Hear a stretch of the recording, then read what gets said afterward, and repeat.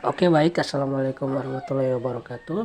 Saya Muhammad Sultan Anwar, mahasiswa jurusan akuntansi semester 2, NIM 92142144. Oke, kali ini saya akan membuat video materi mengenai laporan keuangan dosen pengampuh Ibu Mulyani Mahmud.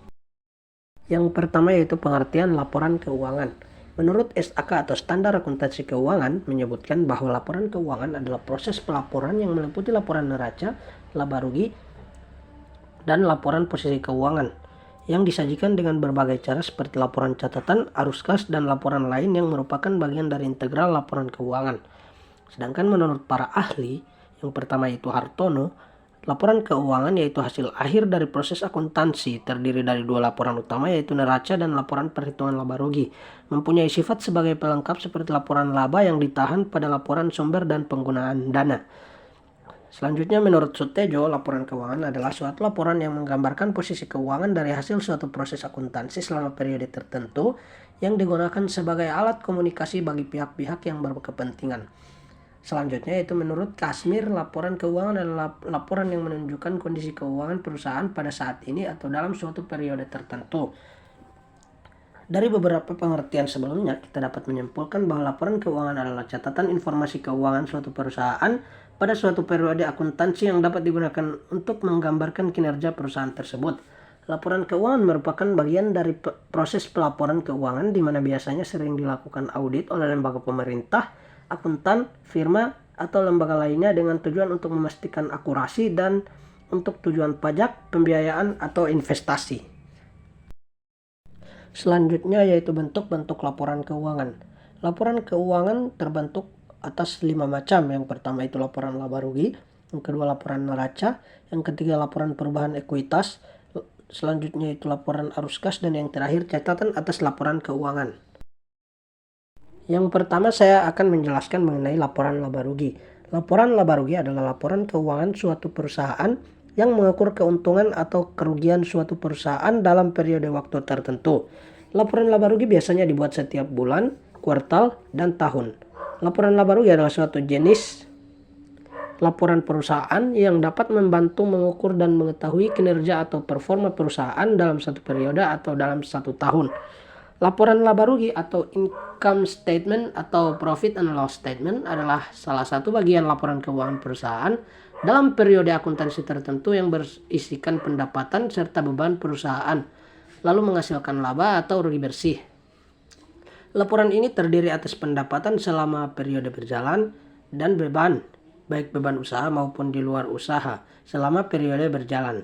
Laporan neraca laba rugi membantu pemilik bisnis untuk memutuskan apakah mereka dapat menghasilkan keuntungan dan meningkatkan pendapatan dengan mengurangi biaya atau keduanya.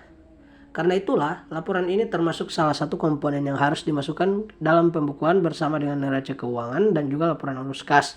Laporan ini dibuat akhir tahun atau di akhir periode perusahaan pada saat perusahaan melakukan pembukuan perusahaan. Selanjutnya yaitu tujuan membuat laporan laba rugi. Yang pertama yaitu perhitungan besaran pajak perusahaan. Yang kedua memberikan informasi dari perolehan laba atau rugi semua periode. Yang ketiga menjadi referensi evaluasi bagi manajemen perusahaan untuk menetapkan langkah-langkah apa saja yang harus diambil di periode yang akan datang.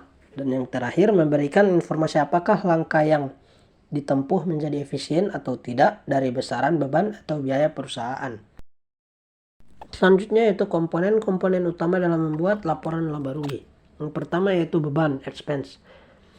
Expense adalah penggunaan aktiva atau arus keluar atau kemunculan liabilities atau kewajiban dalam sebuah periode karena produksi barang atau pengiriman. Yang kedua yaitu pendapatan. Pendapatan atau revenue adalah meningkatnya aktiva atau arus masuk perusahaan yang berasal dari kegiatan operasional. Revenue dapat dihitung dengan cara total pendapatan kotor dikurangi dengan potongan harga atau diskon, retur, tunjangan lain. Selanjutnya yaitu keuntungan.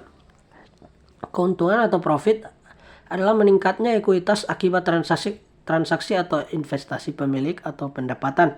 Dan yang terakhir kerugian atau loss. Loss adalah menurunnya ekuitas akibat transaksi atau beban serta pendistribusian kepada pemilik. Selanjutnya itu bentuk laporan laba rugi. Bentuk laporan laba rugi sendiri terbagi atas dua, yang pertama single step dan yang kedua multi step. Dalam bentuk single step, semua pendapatan dan keuntungan yang termasuk unsur operasi ditempatkan pada bagian awal, diikuti dengan seluruh beban dan kerugian yang termasuk kategori operasi. Selisih antara total pendapatan, keuntungan, dan total beban dan kerugian menghasilkan laba operasi. Sedangkan multi-step, laporan ini memisahkan transaksi operasi dan transaksi non-operasi. Juga membandingkan biaya dan beban dengan pendapatan yang berhubungan. Pengungkapan laba operasional akan memperlibatkan perbedaan antara aktivitas biasa dengan aktivitas yang tidak biasa atau insidental. Berikut adalah neraca lajur perusahaan jasa bengkel Nyonya Sari pada tahun 2010.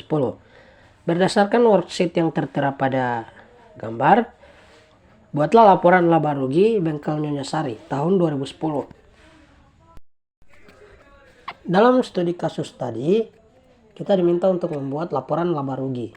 Kali ini, saya menggunakan laporan laba rugi bentuk single step, di mana pendapatan dikurangi total beban. Dari neraca lajur tadi, kita dapat melihat bahwa pendapatan Nyonya Sari periode 31 Desember 2010 ialah 9.800.000 dan total beban yaitu 12.600.000. Jadi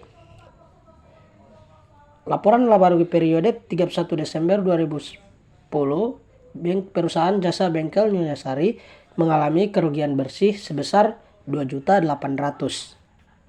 Yang kedua yaitu laporan perubahan ekuitas. Mengutip dari Wikipedia, laporan perubahan ekuitas adalah laporan yang berisi informasi mengenai perubahan modal akibat penambahan dan pengurangan laba atau rugi dan transaksi keuangan pemilik modal. Perubahan modal di dalam laporan keuangan ekuitas diperoleh dari selisih antara penambahan jumlah modal awal dan laba atau rugi dengan jumlah penarikan modal. Sedangkan menurut OJK atau Otoritas Jasa Keuangan, laporan perubahan modal adalah suatu laporan mengenai perubahan modal suatu perusahaan dalam jangka waktu tertentu sehingga laporan ini dikeluarkan untuk menjelaskan adanya peningkatan atau penurunan aktiva bersih dan kekayaan selama periode yang ditentukan perusahaan. Misalnya dalam periode bulan atau tahun. Menurut para ahli, yang pertama yaitu Kasmir, laporan perubahan ekuitas adalah laporan keuangan yang mencatat informasi tentang penyebab bertambah dan berkurangnya modal selama kurun waktu tertentu. Sedangkan menurut Agus Purwaji, laporan perubahan modal adalah laporan yang menyajikan perubahan ekuitas selama satu periode akuntansi.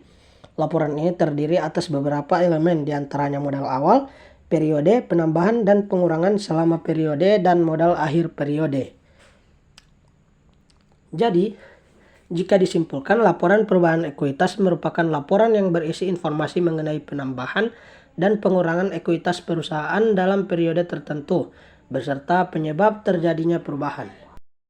Selanjutnya yaitu tujuan membuat laporan perubahan ekuitas. Yang pertama menyatakan adanya perubahan modal dalam suatu kurun periode dengan nominal yang tertulis jelas secara tepat dan akurat. Yang kedua, mendukung laporan keuangan yang juga termasuk di dalamnya ada laporan laba rugi, neraca, dan laporan keuangan. Yang ketiga, memberikan informasi yang membantu para investor dalam memperkirakan jumlah waktu dan ketidakpastian penerimaan kas pada masa depan yang berasal dari pembagian dividen. Dan yang terakhir, memberikan informasi pada para analisis keuangan untuk memahami faktor-faktor yang dapat mempengaruhi perubahan ekuitas pada perusahaan. Yang berikut yaitu komponen laporan perubahan ekuitas. Ada beberapa komponen penting dalam menyusun laporan perubahan ekuitas, yaitu modal awal, pengaruh dari kebijakan akuntansi, pengaruh koreksi kesalahan periode sebelumnya, saldo yang disajikan lagi, perubahan dari modal saham, dividen, laba rugi pada periode terkait, perubahan dalam cadangan revaluasi, keuntungan dan kerugian lain, serta saldo akhir. Yang pertama yaitu modal awal. Modal awal adalah saldo akhir dari laporan keuangan periode sebelumnya. Modal awal tidak disesuaikan karena koreksi kesalahan pada periode yang sebelumnya serta diperbaiki pada periode berjalan.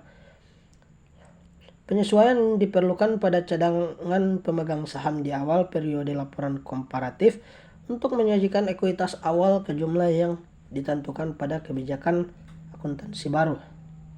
Yang selanjutnya yaitu pengaruh koreksi kesalahan periode sebelumnya. Efek koreksi kesalahan periode sebelumnya harus disajikan secara terpisah sebagai bentuk penyesuaian. Yang selanjutnya yaitu ekuitas yang diberikan kepada pemegang saham pada awal periode komparatif setelah penyesuaian karena adanya penyesuaian kebijakan akuntansi dan koreksi kesalahan periode sebelumnya. Yang selanjutnya yaitu dalam periode terkait, modal saham perlu ditambahkan di dalam laporan perubahan ekuitas. Penukaran saham perlu dalam laporan, efek penerbitan, serta pelunasan saham perlu disajikan secara terpisah sebagai cadangan modal saham serta cadangan premi saham. Selanjutnya yaitu pembayaran dividen perlu dikurangkan dari ekuitas pemegang saham. Ini karena dividen adalah distribusi kekayaan yang dapat didistribusi pada tiap-tiap pemegang saham. Selanjutnya itu laba dan rugi yang diatribusi pada pemegang saham selama periode yang tercantum dalam laporan laba rugi.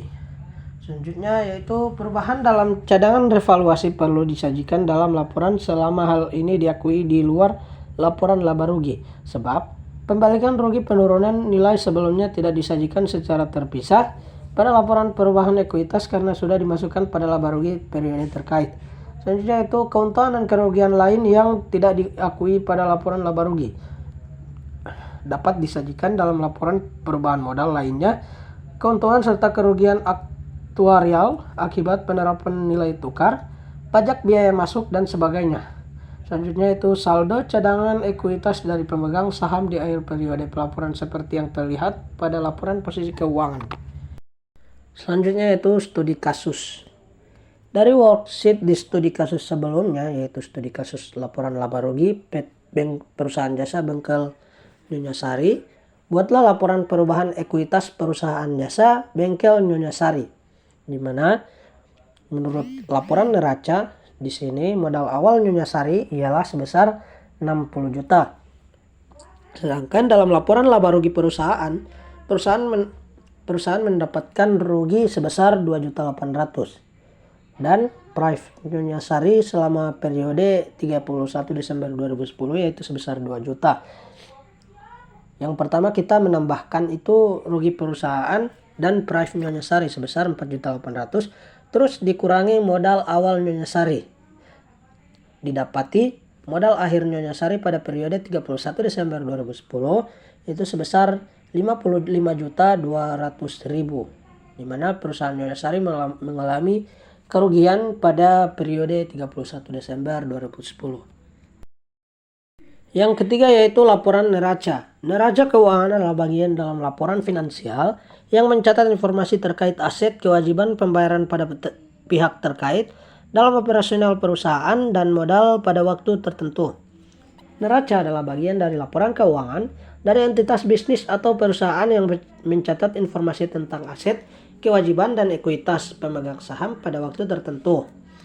Laporan ini wajib dibuat oleh entitas bisnis atau perusahaan karena menjadi panduan dalam memutuskan keputusan bisnis. Dari laporan ini, kita dapat mengetahui kondisi aset, kewajiban dan modal pada bisnis Anda ke depannya. Semua jenis perusahaan maupun bisnis perlu memiliki atau membuat laporan neraca untuk dapat membantu pengelolaan keuangan dalam perusahaan tersebut. Baik perusahaan Anda bergerak di bidang perusahaan jasa, dagang, ataupun manufaktur. Memiliki neraca tentu akan mempermudah proses pengelolaan keuangan pada perusahaan tersebut. Komponen dalam laporan neraca. Dalam menyajikan neraca, ada format yang umumnya diikuti, di mana sisi kiri adalah laporan penyajian aset yang dimiliki sebuah perusahaan, yaitu aset tetap dan aset lancar, sedangkan sisi kanan menyajikan kewajiban dan modal. Lebih jelasnya, kita akan membahas lebih dalam mengenai komponen di atas. Yang pertama yaitu aset atau aktiva. Aset merupakan sebuah nilai kekayaan perusahaan yang digunakan untuk kebutuhan sekaligus dukungan untuk operasional. Aset terbagi atas dua, yaitu aset lancar yang memiliki umur kegunaan jangka pendek dan dapat dikonversi menjadi kas dalam jangka waktu maksimal 1 tahun, dan yang selanjutnya adalah aset tetap, adalah aset yang masa manfaatnya lebih dari 1 tahun. Ini juga berada di dalam laporan keuangan neraca. Selanjutnya itu kewajiban atau liability. Kewajiban adalah utang terhadap pihak lain yang harus dibayar, baik dalam jangka pendek maupun jangka panjang. Kewajiban juga dibagi menjadi dua. Yang pertama, kewajiban atau utang lancar adalah kewajiban yang jatuh tempo dalam jangka waktu 1 tahun. Dan yang selanjutnya yaitu sedangkan utang jangka panjang ini merupakan kewajiban yang jatuh temponya lebih dari 1 tahun. Komponen selanjutnya yaitu ekuitas. Ekuitas merupakan sebuah elemen dalam laporan keuangan neraca, di mana ekuitas ini dapat mencerminkan kepemilikan perusahaan. Komponen ekuitas dalam sebuah laporan neraca adalah saldo dan modal akhir usaha. Ekuitas terbagi atas dua, yaitu saham debitur dan laba usaha. Selanjutnya yaitu bentuk laporan neraca. Yang pertama yaitu bentuk skontro. Neraca skontro biasa disebut dengan neraca bentuk T. Laporan ini menyajikan rekening dalam dua sisi, yaitu kelompok harta atau aktiva di sebelah kiri dan utang serta modal di sebelah kanan. Sedangkan bentuk stafel biasa disebut dengan neraca bentuk laporan, dikarenakan susunan yang berurutan dari atas ke bawah secara urut. Neraca bentuk laporan tersusun secara urut dari kelompok harta paling atas hingga kelompok utang dan modal paling bawah. Di sini ada contoh bentuk laporan neraca bentuk skontro dan bentuk stafel. Selanjutnya contoh membuat laporan neraca. Di sini saya menggunakan soal sebelumnya, yaitu perusahaan jasa Bengkel Nyonya Sari periode 31 Desember 2010. Di mana saya menggunakan neraca bentuk skontro atau bentuk T, yaitu bagian aktiva di sebelah kiri dan bagian kewajiban dan modal di sebelah kanan. Dari neraca lajur, kita bisa melihat total aktiva lancar sebesar 20.800.000 dan total aktiva tetap sebesar 118.200.000. Dijumlahkan total aktiva yaitu sebesar 141 juta rupiah. Sedangkan untuk kewajiban, di mana di sana ada hutang wesel, utang usaha, dan utang bunga sebesar 85.800.000 dan modal akhir perusahaan jasa Bengkel Nyonya Sari yaitu sebesar 55.200.000 dijumlahkan yaitu sebesar 141 juta rupiah. Di sini untuk bagian kiri dan bagian kanan balance. Selanjutnya laporan yaitu laporan arus kas. Laporan arus kas atau cash flow memiliki pengaruh yang sangat penting bagi bisnis. Dengan adanya laporan keuangan ini, Anda akan mengetahui kondisi perusahaan Anda dalam kondisi untung atau rugi. Biasanya, sebuah laporan arus kas memberikan informasi tentang jumlah pemasukan dan pengeluaran kas perusahaan dalam periode tertentu. Arus kas atau dalam bahasa Inggris dikenal dengan nama cash flow adalah kenaikan atau penurunan jumlah uang yang dimiliki bisnis, institusi, atau individu di bidang keuangan. Istilah ini digunakan untuk menggambarkan jumlah uang tunai yang dihasilkan atau dikonsumsi dalam periode waktu tertentu. Pernyataan Standar Akuntansi Keuangan atau PSAK menyebutkan laporan arus kas sebagai salah satu yang harus dibuat per periode. Laporan arus kas atau cash flow statement merupakan laporan yang berisikan pendapatan dan pengeluaran yang terjadi. Dalam sebuah laporan arus kas disajikan informasi berupa pendapatan tunai, jumlah kas yang diterima, beban, price, pembayaran utang, dan sebagainya. Selanjutnya yaitu manfaat membuat laporan arus kas. Informasi dari laporan arus kas yang didapatkan nantinya akan sangat berguna bagi perusahaan atau penggunanya, khususnya sebuah laporan arus kas yang tersusun secara lengkap dan baik. Yang pertama yaitu mengevaluasi kemampuan perusahaan. Laporan arus kas akan membantu dalam mengetahui apakah sebuah perusahaan sehat atau tidak. Sebuah perusahaan yang sehat bisa dilihatnya dari kemampuan dalam membayar kewajiban beban operasionalnya, seperti gaji karyawan dan membayar dividen. Selanjutnya itu dasar pengambilan keputusan. Lewat informasi yang disajikan dalam laporan arus kas, pengguna atau perusahaan khususnya pihak manajemen bisa menggunakannya sebagai dasar dalam pengambilan keputusan. Penggunaan atau perusahaan juga bisa memanfaatkannya untuk menyusun strategi atau langkah ke depannya untuk menghadapi perubahan yang mungkin akan terjadi. Yang ketiga, mengetahui kemampuan perusahaan. Laporan arus kas juga membantu perusahaan dalam mengetahui kemampuannya dalam menghasilkan arus kas. Oleh karena itu, laporan arus kas sangatlah penting bagi sebuah perusahaan atau bisnis.